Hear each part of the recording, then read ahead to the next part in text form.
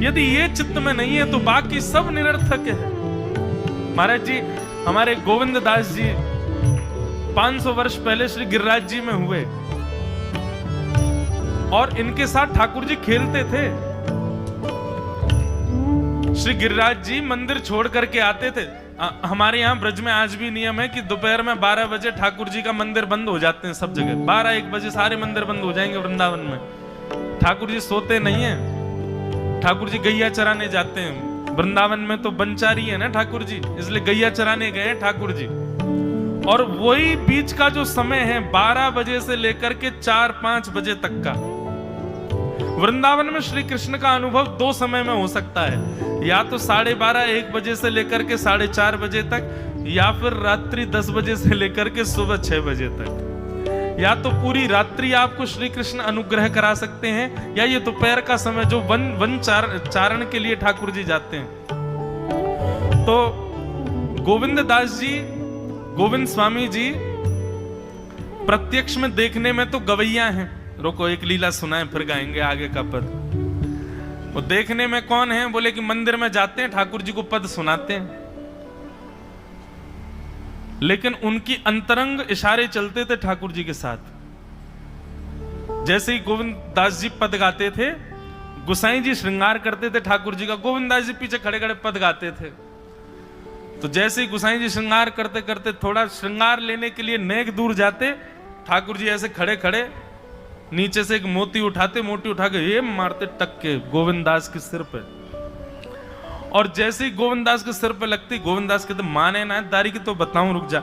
जैसे ही वो मोती लेकर के वापस गोविंद दास मारते, तब तक गुसाई जी वापस आ जाते। और गुसाई जी के आते ही वो मोती ठाकुर जी की जगह गुसाई जी में जाके लग जाता। गुसाई जी कहते हे गोविंदा, तू ठाकुर जी को मोती मार रहा है? गोविंदास बोले मेरो माथो देखियो, ये गुम्माटो फूल को ये आपके लाला ने मारो मोए। आपको लाला ऊधम मचावे वो ना दिखाई दे आपको, और मैं नेक कछु कह दूं सो मुंह पे चिल्ला रहे हो, मुंह पे बरस रहे हो, या समझा लो बहुत ऊधम मचावे ये। ऐसी लीला करते। गुसाई जी के नेत्रों में आंसू आ जाते। बोले गोविंदा तू कितनो भाग्यशाली, तेरे संग ठाकुर जी लीला करें। गोविंदास के साथ ऐसी ऐसी लीला करते महाराज। एक बार ठाकुर जी गोविंदास से बोले ए गोविंदा, बोले हाँ मेरो दाल बाटी खावे को मन हेरो है। आप लोग दाल बाटी जानते हैं? महाराष्ट्र में खाते हैं दाल बाटी हैं? राजस्थान की बढ़िया, राजस्थान हमारे ब्रज में खूब खाते हैं दाल बाटी चूरमा, जो खाए सो सूरमा। तो दाल बाटी चूरमा ठाकुर जी बोले ए गोविंदा, ऐसे ही बोलते थे, बोले मोए दाल बाटी खानी है। गोविंदास बोले 56 भोग बनते हैं रसोई में। अपरस में मुंह पे पट्टी बांध करके महाराज रसोईया बनाता है।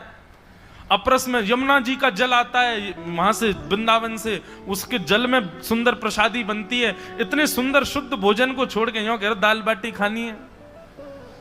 ठीक है मैं आज बोल दूंगा रसोई घर में बनवा देता हूं। बोले ना रसोई की ना खानी तो? बोले तेरी कदम खंडी में आऊंगा।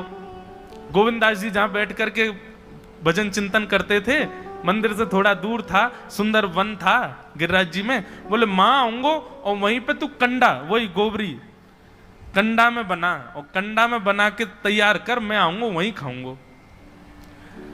गोविंदास जी बोले यहाँ सब लोग आपको मंदिर में पूजने आते हैं, आप यहाँ पे भगवान हो, ऐसे कहीं खाने पीने आओ। बोले कोई को पता थोड़ी चलेगी, मैं आ जाऊंगा, तू चिंता मत करे, तू सुन तैयारी कर ले, आज मैं तेरे यहाँ आके प्रसाद पाऊंगा। गोविंदास जी चुपचाप मंदिर से भाग गए, किसी को बताया नहीं। किसी को पता थोड़ी कि ठाकुर जी ऐसे बाहर भी चले जाते हैं, सबको लगी अंदर ही रहते हैं ये। गोविंदास जी दौड़ करके गए, बढ़िया कंडा में बढ़िया उपले उपले लगा करके महाराज बाटी बनाई, दाल चढ़ा दी, सुंदर ठाकुर जी आएंगे पाने। एक पंथ दो काज, ठाकुर जी को 2 लीलाएं एक साथ करनी थी। एक तो गोविंद दास के संग सुख लेना है, और एक झाड़ू लगाने वाला गिरिराज जी की तलहटी में झाड़ू लगाता था, उसको मंदिर में प्रवेश नहीं करने देते थे लोग। तो वो बेचारा बाहर खड़ा खड़ा ही दर्शनार्थियों से पूछता था कि ठाकुर जी दिख कैसे रहे हैं, मुझे ये बता दो। दर्शनार्थी आकर के बताते थे नीली ठाकुर जी ने बाघा पहना है, गले में मोतियों की माला है, मकराकृत कुंडल है, ऐसा टिपारा ठाकुर जी के सिर पर रखा है और ऐसा ठाकुर जी का श्रृंगार है। तो वो बाहर खड़ा खड़ा नेत्र बंद करके सुन सुन करके ही अपने चित्त में एक झांकी बना लेता था और मन में सोचता था ऐसे दिख रहे होंगे ठाकुर जी। पर रोज प्रार्थना करता था, नाथ मुझे लगता है इस जन्म में तो आप मुझे कभी नहीं दिखोगे, भगवान इस जन्म में तो मैं आपके योग्य नहीं हूं, पर मेरे पर बस इतनी कृपा कर दो कि अगला जन्म मुझे दीजिएगा तो कुछ नहीं तो चेंटी बना देना, तो चेंटी बन करके मैं आपके 56 भोग में ही आ जाऊंगा, भीतर आके आपका दर्शन कर लूंगा, लेकिन मुझ पर अनुग्रह कर देना। ठाकुर जी उसके इस भाव से इतने रीझ गए। गोविंद दास को बोला था कि दाल बाटी खाने आएंगे, अब मंदिर बंद करके सब तो चले गए वहां से, सब लोग भोजनालय में भोजन प्रसाद पाने लगे। ठाकुर जी मंदिर से निकले अचक करके बाहर, गिरिराज पर्वत के ऊपर विराजते थे। जैसे ही बाहर निकल करके आए तो गिरिराज पर्वत के नीचे ही वही झाड़ू लगाने वाला उन नेत्रों से आंसू बह रहे थे। ठाकुर जी का चिंतन कर रहा था, आज ठाकुर जी ऐसे दिख रहे हैं, आज नीली पोशाक पहनी है, सिर पर चांदी का मुकुट पहना है, ठाकुर जी ने आज गुलाब का इत्र लगाया है, ठाकुर जी के ऐसे ऐसे मकराकृत ठाकुर जी के कटाक्ष, वो सब चिंतन कर रहा था। ठाकुर जी नीचे उतर करके जाने लगे, इतने में ही ठाकुर जी ने लीला करी और जोर जोर से ठाकुर जी चिल्लाने लगे, अरे जल्दी ते आइयो, देखियो मेरे पाम में कांटो लग गयो, अरे जल्दी ते कोई आओ या कांटे को निकारो, मुझको तो बहुत दर्द है रो है, अरे भैया जल्दी आओ जल्दी आओ।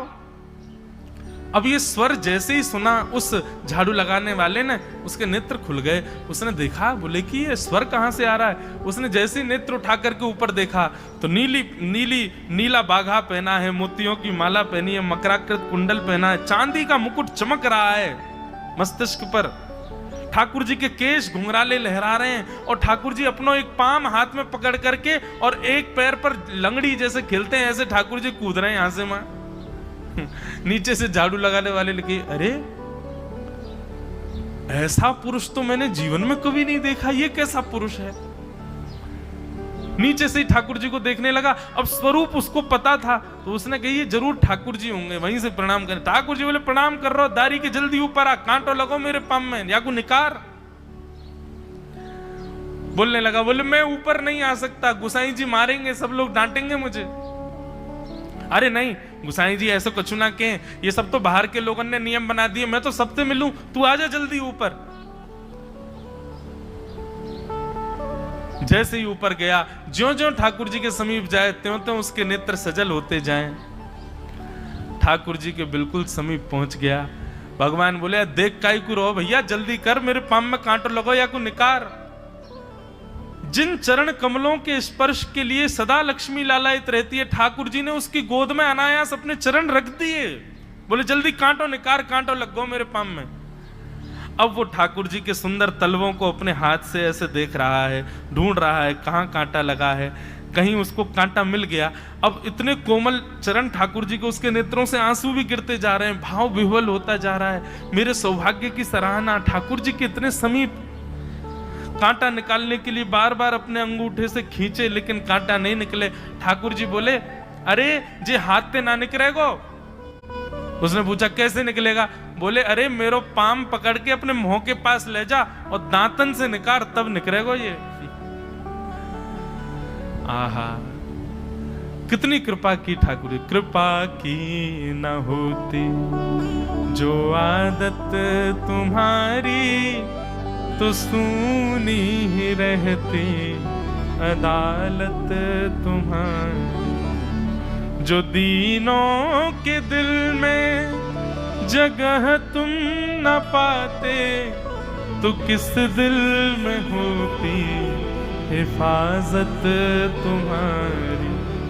कृपा की न होती जो आदत तुम्हारी, तो सूनी ही रहती अदालत तुम्हारी।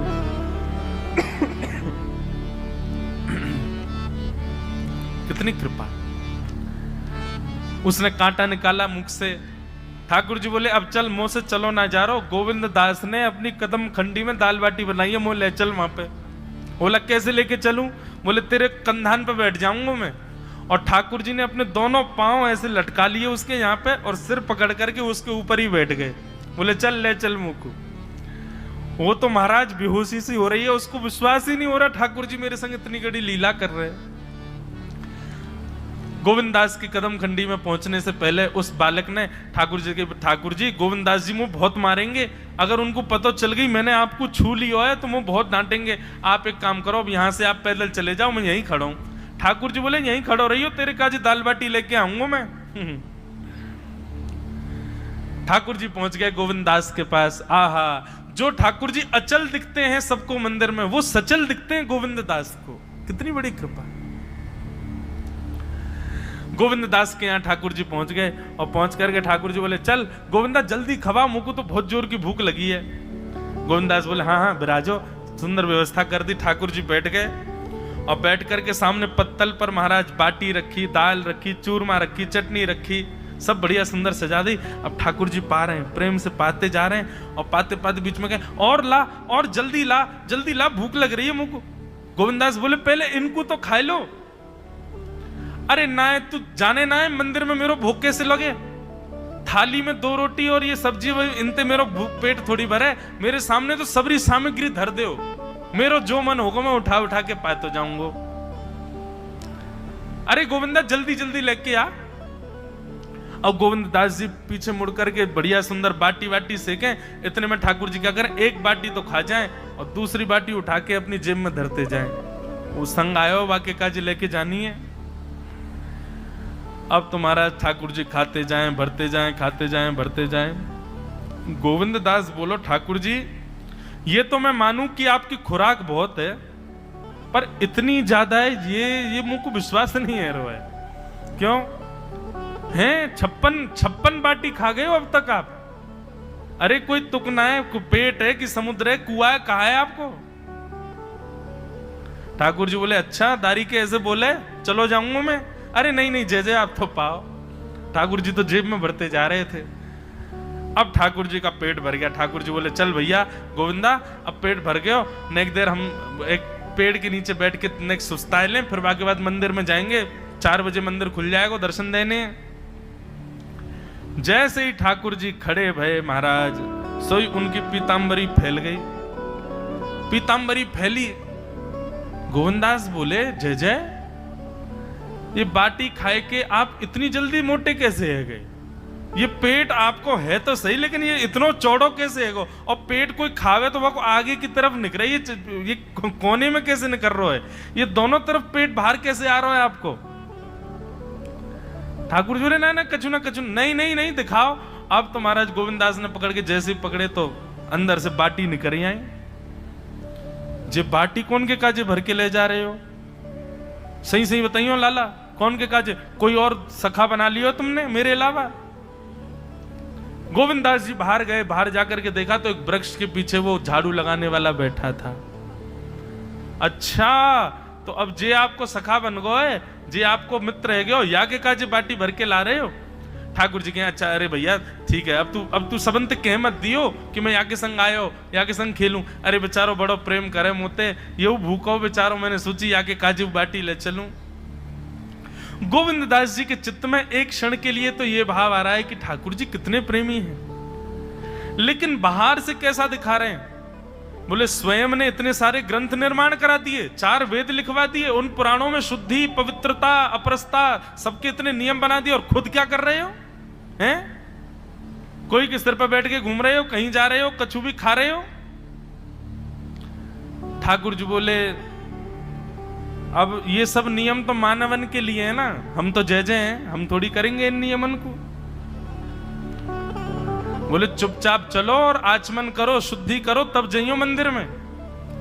वहीं गोविंद कुंड के पास में गोविंद दास जी ने जबरदस्ती ठाकुर जी बैठा दिए। बोले हाथ में जल लो। ठाकुर जी जल लेकर के बैठे। बोले अब करो अपवित्र पवित्रो वा सर्वावस्थांगतो पिवा। ठाकुर जी आचमन कर रहे हैं, अपनी पवित्र कर रहे हैं ऊपर से लेकर नीचे तक। इतने में ही गोविंद दास बोलते बोलते पीछे के गए और ठाकुर जी की पीठ पे जाकर के एक धक्का दियो महाराज, पूरे ठाकुर जी डुबा दिए कुंड में। ठाकुर जी पूरे ऊपर से नीचे तक भीज गए। ठाकुर जी बोले दारी के तेरी शिकायत करूंगो, गुसाई जी तक कहूंगो तू ऐसे करे मेरे संग। गोविंदास बोले मैं बता दूंगा तुम कौन कौन के कंधान पे चढ़ के घूमो। आप मंदिर के लिए इतना नियम बना रखो है, नहा के आओ, धो के आओ, हाथ पांव खासा करके आओ, और कुछ अपवित्र वस्तु मत छीलेना, अपरस में रहना, गीला वस्त्र तन पे होना चाहिए। आपकी सेवा के लिए इतने नियम, और खुद क्या कर रहे हो? ऐसे गोविंद दास वो कह रहे हैं, यद्यपि रूप गुण शील सुधरता, इन बातन न रिझई है, प्रीतम